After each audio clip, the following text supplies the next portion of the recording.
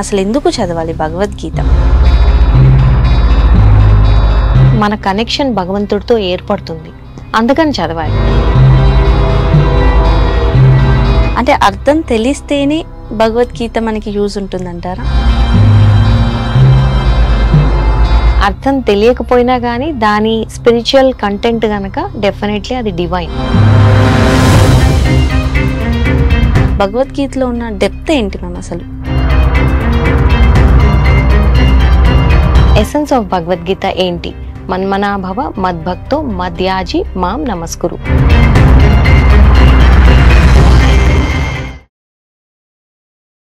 నమస్తే మ్యామ్. నమస్తే అమ్మా.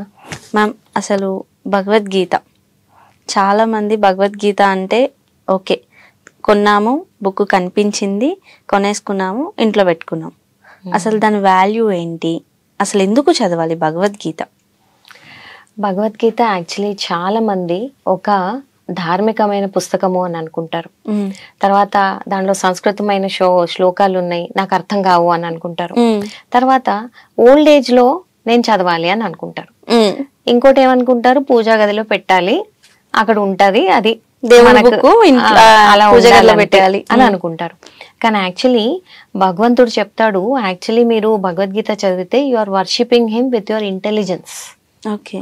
అండ్ ఎందుకు చదవాలి అంటే మన హృదయము క్లెన్స్ అవుతుంది దాంతోని, అండ్ మన కనెక్షన్ భగవంతుడితో ఏర్పడుతుంది, అందుకని చదవాలి. అండ్ మీకు నాలెడ్జ్ అనేది ఎన్నో విధాలుగా వస్తుంది, అంటే జ్ఞానం అనేది. కానీ ఇదేదైతే ఉందో ఇది శాస్త్రీయ శ్రద్ధ.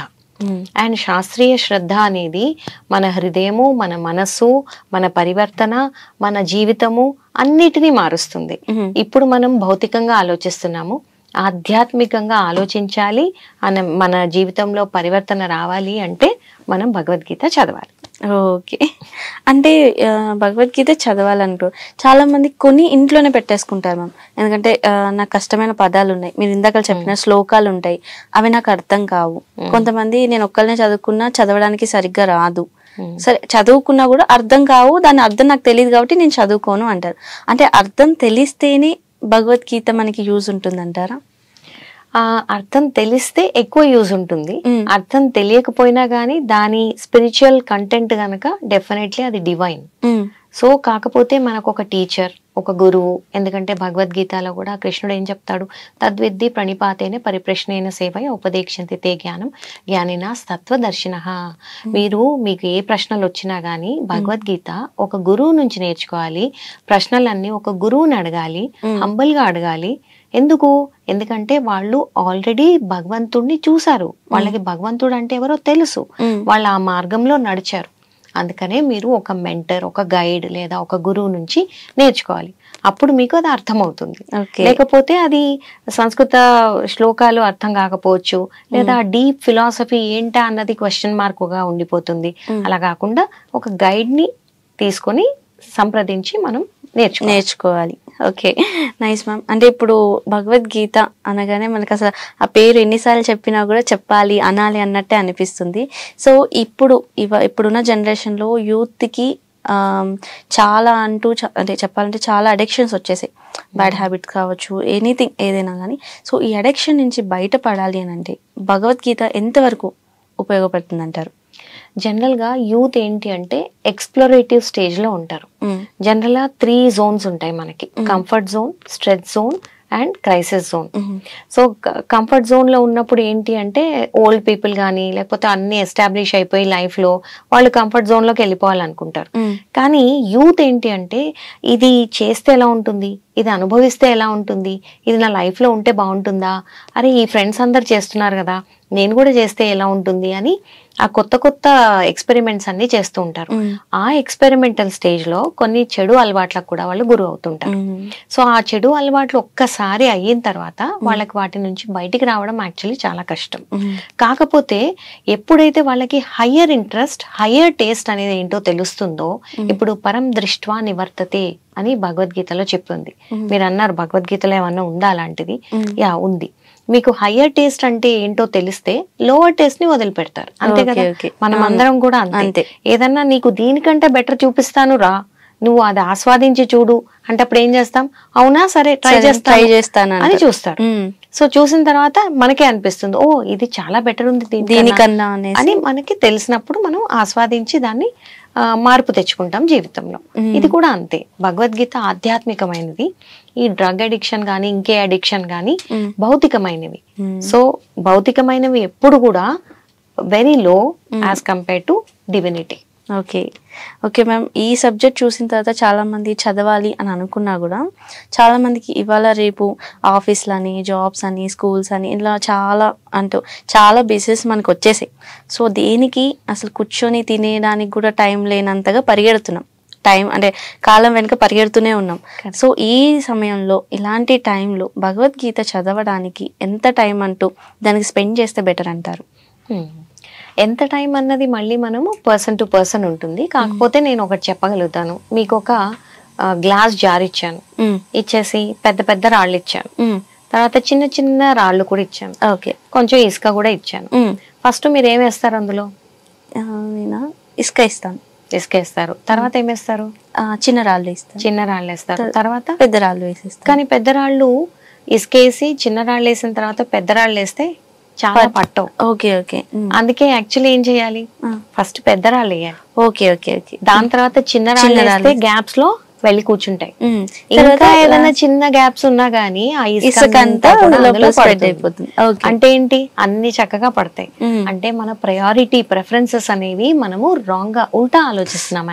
ఓకే ఓకే ఓకే, సో మనం ఏమనుకుంటున్నాము, నేను జాబ్ చేయాలి, నేను ఫ్యామిలీని చూసుకోవాలి, దాని తర్వాత టైం ఉంటే భగవద్గీత చదవాలి అని అనుకుంటున్నాం. కానీ actually Bhagavad Gita and chanting first మనం చేయాలి. ఫస్ట్ అంటే ఒక పర్టికులర్ నియమం పెట్టుకోవాలి. రోజు నేను ఇంత కేటాయిస్తాను టైం, అర్ధ గంట అనుకోండి, అది పొద్దున్నో మధ్యాహ్నమో సాయంత్రమో రాత్రో అది మన ఇష్టం. మనం చూసి ఫస్ట్ దానికి పెట్టుకొని ఆ సమయం పెట్టిన తర్వాత ఆటోమేటికలీ మిగతా అన్నిటికీ టైం ఇవ్వగలుగుతాం. మనం ఉల్టా చేసాం అనుకోండి, అప్పుడు డెఫినెట్లీ ఏమవుతుందంటే మన పర్సనల్ లైఫ్ కానీ, మ్యారీడ్ లైఫ్ కానీ, ప్రొఫెషనల్ లైఫ్ కానీ యాక్చువల్లీ హ్యాపీ అండ్ కంటెంట్ గా ఉండదు. ఎందుకంటే మనం రివర్స్ లో చేస్తున్నాం. సో మనం చేయాల్సింది ఏంటి, ఇందాక మనం అనుకున్నట్టు ఫస్ట్ భగవద్గీత అండ్ చాంటింగ్ కి మనం ఇచ్చి దాని తర్వాత మిగతా చేస్తే డెఫినెట్ గా లైఫ్ లో చాలా చాలా సాటిస్ఫాక్షన్, హ్యాపీనెస్ అండ్ సక్సెస్, చాలా సక్సెస్ఫుల్ అవ్వగలుగుతాం. ఓకే సూపర్, మీరు ప్రయత్నించి చూడండి. డెఫినెట్లీ ప్రయత్నిస్తాను. ఈ ఎపిసోడ్ నుంచి అంటే నెక్స్ట్ డే నుంచి ఖచ్చితంగా నేను లైక్ అంటే నా గురించే కాదు, చాలా మంది నాలా ఉన్న క్వశ్చన్స్ ఉన్న వాళ్ళందరూ కూడా ట్రై చేస్తారు ఖచ్చితంగా. అండ్ మీరు చాంటింగ్ అండ్ చెప్పారు కాబట్టి అసలు మెయిన్ చాంటింగ్ బెస్ట్ అంటారా మ్యామ్, లేదు అంటే స్పిరిచువల్ గా భగవద్గీత చదువుకోవడం బెటర్ అంటారా? మంచి ప్రశ్న అమ్మా. యాక్చువల్లీ ఏంటంటే చాంటింగ్ చేసినప్పుడు మన శుద్ధీకరణ అనేది అవుతుంది. అండ్ చాంటింగ్ అండ్ భగవద్గీత ఎటువంటివి అంటే, ఇప్పుడు రైలు పట్టాలు ఎలా ఉంటాయి, టాండెమ్ గా ప్యారలల్ గా నడుస్తుంటాయి. ఒకటి ఉండి ఇంకోటి ఉండకపోతే నడుస్తుంది? నడవదు. ఒకటి ఇంకోటి రెండు కలిపితేనే ఆ రైలు పట్టాలు కరెక్ట్ గా హెల్ప్ఫుల్ అవుతుంది. సో సేమ్ వే మనం చేస్తున్న చాంటింగ్ గట్టిపడాలి, ఇంకా దానిలో శ్రద్ధ అనేది రావాలి అంటే మనకు భగవంతుడు ఏదైతే చెప్పాడో, అంటే కృష్ణుడు అర్జునుడికి ఏవేవి చెప్పాడు, ఏమేమి చెప్పాడు, అసలు కర్మయోగ అంటే ఏంటి, జ్ఞానయోగ అంటే, అష్టాంగ యోగ, భక్తి యోగ, అంతేకాకుండా మనసుని ఏ విధంగా విచలితం కాకుండా చూడాలి, అసలు బుద్ధి అంటే ఏంటి, బుద్ధిని ఏ విధంగా మనము నరిష్ చేసుకోవాలి, తర్వాత జీవితంలో ఏమేమి అమర్చుకోవాలి, ఏమేమి తీసేయాలి, అటాచ్మెంట్స్ ఎంతవరకు ఉంచుకోవాలి, డిటాచ్మెంట్స్ ఏ విధంగా తెచ్చుకోవాలి, ఇలాంటి అన్ని ఎన్నో విషయాలు భగవంతుడు భగవద్గీతలో చెప్పారు. అన్నిటికంటే మెయిన్ 5 థింగ్స్ ఏంటంటే ఈశ్వర, జీవ, కాల, కర్మ, ప్రకృతి. ఈ 5 బేసిక్ ప్రిన్సిపల్స్ భగవంతుడు చెప్పడం జరిగింది. సో ఇవన్నీ మనకి తెలిసినప్పుడు ఏంటి అంటే డిసర్న్మెంట్ అంటే సరైన డిస్క్రిమినేషన్ అనేది లైఫ్ లో వచ్చేస్తుంది. అది వచ్చినప్పుడు మనకి చాంటింగ్ కూడా ఎంత చేయాలి అని తెలిసినప్పుడు రెండు లైఫ్ లో ఎంత సునాసాయంగా హ్యాపీగా నడుస్తాయి లైఫ్ లో. అవునా? అవును. సో జపం ఎలా చేయాలని ఇందాక మీరు అడిగారు. అది ఎలా అంటే, ఇది పైన ఏదైతే బీడ్ ఉందో దీన్ని తులసి బీడ్ అంటారు. ఓకే, సో దీనిపైన మనం చాంట్ చేయము. మిగతా ఏదైతే పూసలు ఉన్నాయో 108 ఉంటాయి అనమాట. సో మనము ఫస్ట్ పూస మీద ఈ 2 వేళ్లతో పట్టుకోవాలి. పట్టుకొని గురువులది ఒక మంత్ర ఉంటుంది, జయ శ్రీకృష్ణ చైతన్య ప్రభు నిత్యానంద శ్రీ అద్వైత గదాధర శ్రీవాసాది గౌర భక్త వృంద. అంటే ఏంటి, మనము అందరు గురువులకి ఒక ఒబేసెన్సెస్ ప్రేయర్ చేస్తున్నాం, వాళ్ళ ఆశీర్వాదం తీసుకుని మనం మొదలు పెడుతున్నాం.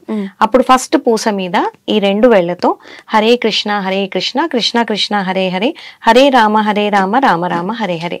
మళ్ళీ నెక్స్ట్ పూస మీద అదే మంత్రం.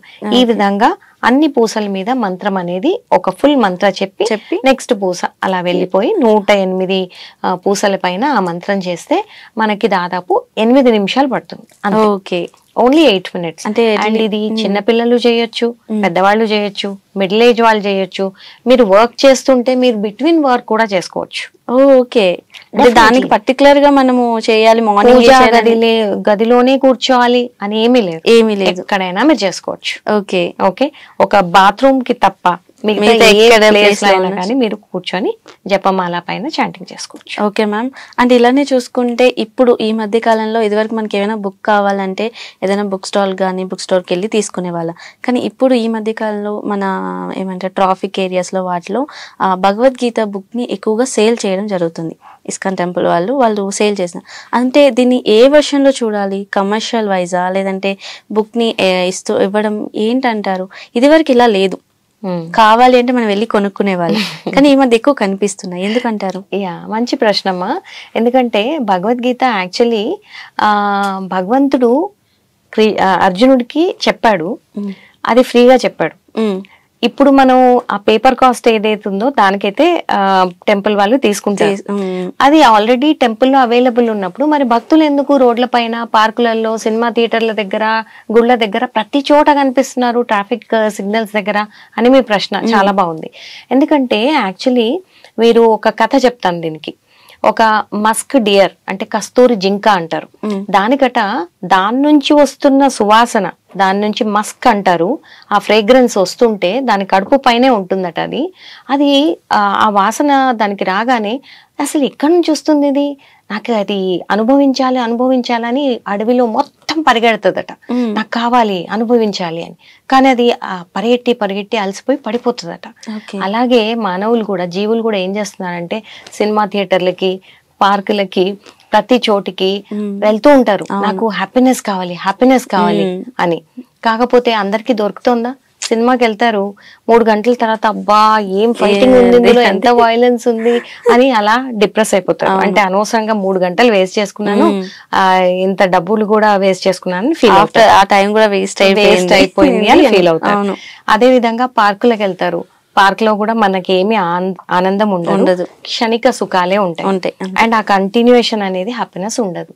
సో మానవులందరూ దేనికోసం తప్పిస్తున్నారు? ఆనందం కోసం. ఆనందం ఎక్కడ దొరుకుతుంది అన్నది భక్తులకు తెలుసు. ఎక్కడ దొరుకుతుంది? గీతా జ్ఞానంలో దొరుకుతుంది. ఆ జ్ఞానం అనేది అప్లై చేసినప్పుడు మనకి రియలైజేషన్ వస్తుంది. ఆ రియలైజేషన్ వచ్చిన తర్వాత భక్తులు ఏం చేస్తారు? వాళ్ళ వరకే పెట్టుకుంటారా? పెట్టుకోరు. వాళ్ళు అనుకుంటారు నేను బాగుపడ్డాను, నా జీవితం బాగుపడింది, అయ్యో వీళ్ళు పార్కులలో, సినిమాలలో ఇలా అనవసరంగా వెతుక్కుంటున్నారు అని నేను వెళ్ళి వీళ్ళకి హెల్ప్ చేస్తాను అన్న తాపత్రయంతో వాళ్ళు వచ్చి మనకు అందజేస్తున్నారు.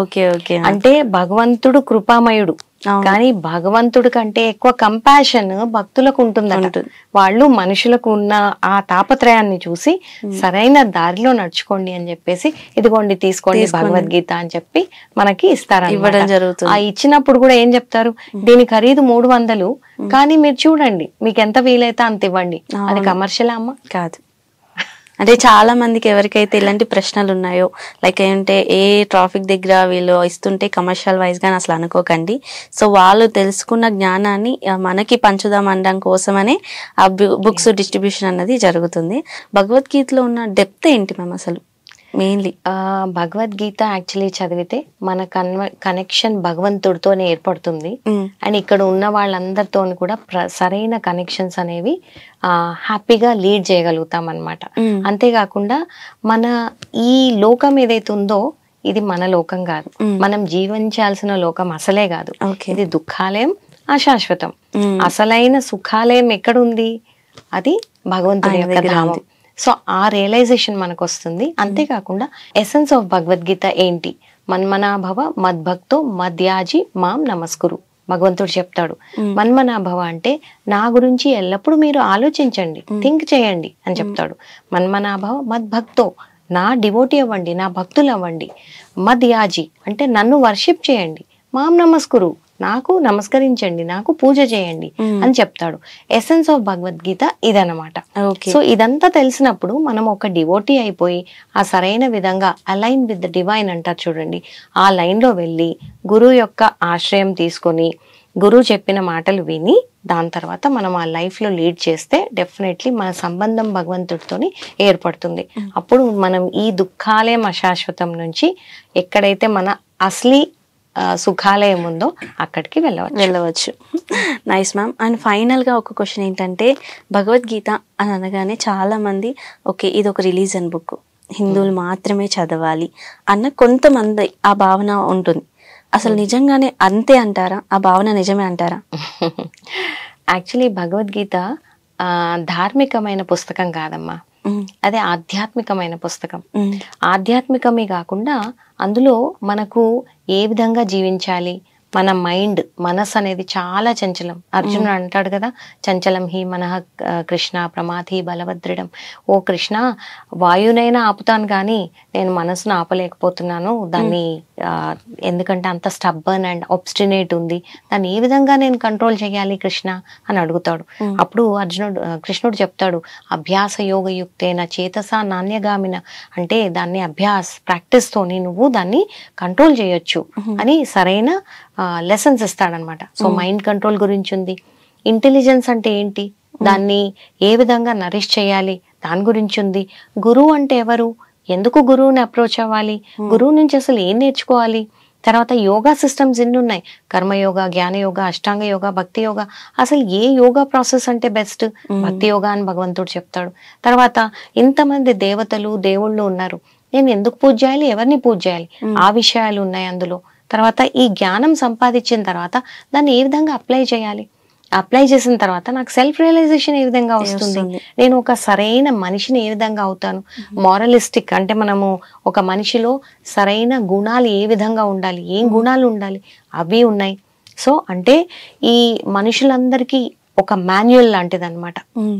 అంటే జీవితంలో art of living, art of leaving, అంటే ఈ శరీరం నుంచి ఏ విధంగా వెళ్ళిపోవాలి అది కూడా రాసింది ఇందులో. సో మనకి కావాల్సిన అన్ని కూడా భగవద్గీతలో ఉన్నాయన్నమాట. సో దీన్ని ఒక ధార్మికమైన పుస్తకము అని తీసివేసేయకూడదు. ఇది మనకు చాలా ఉపయోగమయ్యే జ్ఞానం. దీన్ని మనం తీసుకుంటే ఎంతో సక్సెస్ఫుల్ అవ్వచ్చు లైఫ్ లో. Wow ma'am, nice. అండ్ ఇప్పుడు భగవద్గీత గురించి మనం మాట్లాడుకుంటున్నాం కాబట్టి ధ్యానం అని అంటే జపమాల యూజ్ చేస్తారు చాలా వరకు. సో ఒకవేళ జపమాల లేని వారు ఎలా ధ్యానం చేయొచ్చు అంటారు? అంటే దానికి ఏమైనా ప్రాసెస్ ఉందంటారా? Yeah, definitely. అంటే మనము 108 పూసల పైన చేసినప్పుడు ఏంటంటే ఒక కౌంట్ అనేది ఉంటుంది. సో ఒక కౌంట్ అనేది మనకి ఆచార్యుల వారు చెప్పారనమాట. ఇప్పుడు ప్రతిదానికి ఒక పర్టికులర్ మెథడ్ ఉంటుంది. ఇప్పుడు మీరు డాక్టర్ దగ్గరికి వెళ్తే ఒక ప్రిస్క్రిప్షన్ ఇస్తాడు, అమ్మ రోజు పొద్దున మధ్యాహ్నం రాత్రి ఒక్కొక్క టాబ్లెట్ వేసుకో అంటే మీరు అలాగే వేసుకుంటారు, తక్కువ అయితే వేసుకోరు కదా. అదే విధంగా మనకు ఒక జపమాల మీద మనం జపం చేసినప్పుడు ఏంటంటే ఒక కౌంట్ అనేది తెలుస్తుంది.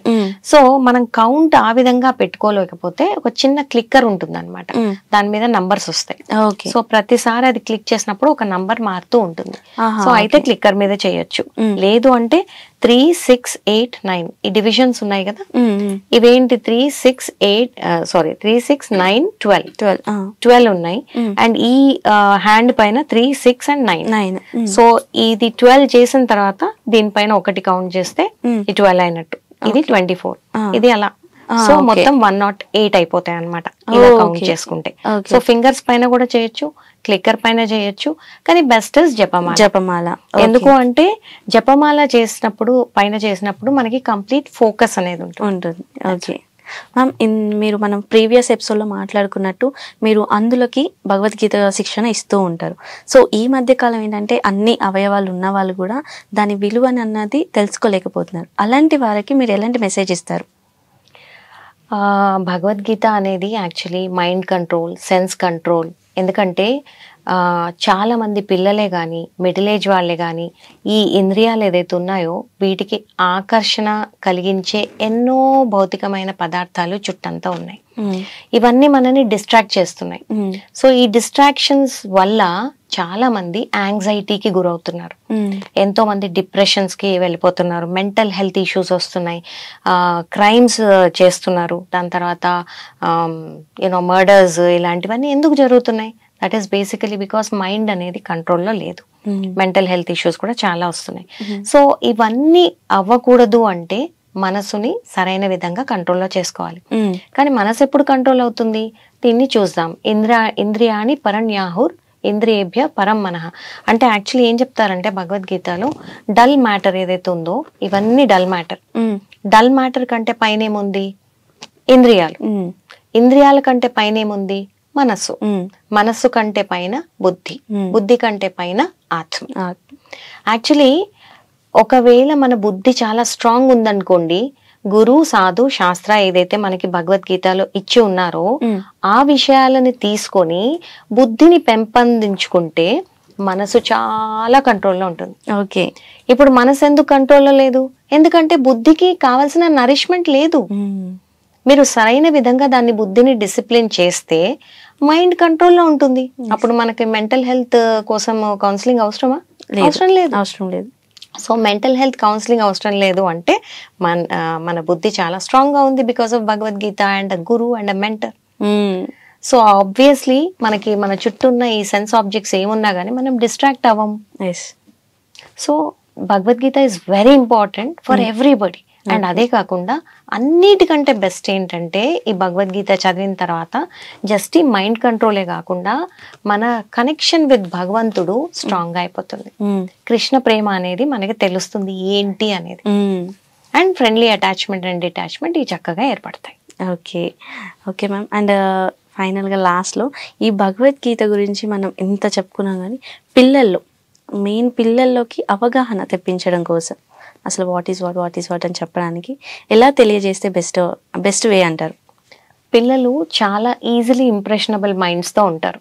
వాళ్ళకి మీరేమన్నా చెప్పండి, వెట్ మడ్ ఉందనుకోండి, ఇసుక గానీ మట్టి గానీ ఏదైనా వెట్టుగా ఉందనుకోండి, దాని మీద ఇంప్రెషన్ ఈజీగా పడిపోతుంది కదా. అదే విధంగా చిన్న పిల్లల మనసులు చాలా ఈజీగా ఇంప్రెస్ చేయొచ్చు. సో పెద్దవాళ్ళు ఇంట్లో ఆల్రెడీ పేరెంట్స్ ఫాలో అవుతున్నారు అనుకోండి, శ్లోక చాంటింగ్ గానీ లేక భగవంతుడి గురించి ఏదైనా చెప్పినా గానీ చిన్నప్పటి నుంచి చెప్తే వాళ్ళ మైండ్ లో, వాళ్ళ జహంలో, వాళ్ళ సంస్కారాల్లో అది డిపాజిట్ అయిపోతుంది. So that is the age when we can do it. But వాళ్ళకి అర్థమయ్యేలాగా చెప్పాలి. సో మా ఇస్కాన్ సెంటర్స్ లో మీరు వెళ్తే ఎంతో మంది లేడీస్ టీచర్స్ ఉన్నారు, ఎంతో మంది జెంట్స్ కూడా అంటే ప్రభుజీస్ కూడా ఉంటారు. సో వాళ్ళు కూడా పిల్లలకి ఈ విషయాలన్నీ ప్రాపర్ గా ఒక సిస్టమాటిక్ వేగా నేర్పిస్తుంటారు అనమాట. మీరు కావాలంటే ఏం చేయొచ్చు అంటే సమ్మర్ క్లాసెస్ లో జాయిన్ చేయొచ్చు. ఓకే, సమ్మర్ లో 1.5 months మీరు 6 weeks ఒక కోర్స్ ఉంటుంది. So every day you can send అనమాట. సో వాళ్ళకి మంచి ఎక్స్పీరియన్సెస్ వస్తాయి, దాంతో ఎంతో నేర్చుకోగలుగుతారు. ఎందుకంటే ఆ ఏజ్ లో మాక్సిమం నేర్పించాలి మీరు. డిసిప్లిన్ అనే కానీ ఈవెన్ శ్లోకాస్ కూడా, చాంటింగ్ కూడా ప్రాపర్ గా వాళ్ళు నేర్చుకోగలుగుతారు. అప్పుడు ఏమవుతుందంటే వాళ్ళకి healthy body, peaceful mind, sharp intelligence and happy soul, ఈ 4 ఏర్పడతాయి. సో కావాల్సిందంతా కూడా పేరెంట్స్ కి అదే కదా. అవును. Okay ma'am. అండ్ ఇంకా ఫర్దర్ గా కూడా భగవద్గీత అంటే చాలా డెప్త్ సబ్జెక్టు, ఎంత చెప్పుకున్నా అసలు తరగదు. సో నెక్స్ట్ ఎపిసోడ్ లో మరి ఇంకొన్ని విషయాలు తెలుసుకుందాం. Thank you so much ma'am. తప్పకుండా అమ్మా, ఒక సీక్వెన్స్ లో మనం భగవద్గీత కూడా నేర్చుకోవచ్చు, ఈజీ అండ్ సింపుల్ వేస్ లో. సో ఎన్నో విధాలుగా మనం నేర్చుకోవచ్చు. Will try to do that. Okay ma'am, thank you so much. Hare Krishna. Hare Krishna.